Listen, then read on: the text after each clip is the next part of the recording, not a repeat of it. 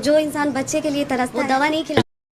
Power star Pawan Singh और ज्योति सिंह के मामले में, और ज्योति सिंह ने जवाब दिया पावर स्टार पवन सिंह को। तो दोस्तों, पवन सिंह को जवाब देते वक्त पवन सिंह को हर हर सवाल का जवाब दिया ज्योति सिंह ने। तो अब तो सिर चकरा रहा है, समझ नहीं आ रहा कौन सही है कौन गलत है।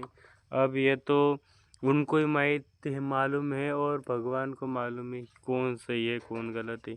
यहाँ तो और ट्विस्ट आ रहा है, कौन खेल खेल रहा है और कौन सही है कौन गलत है ये समझ नहीं आ रहा।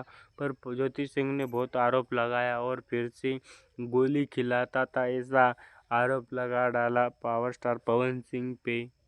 और पवन सिंह पे आरोप लगाकर पवन सिंह का अलग जवाब, ज्योति सिंह का अलग जवाब। ये सवाल पूछने वाले पागल हो गए, पर ये सुलझा नहीं।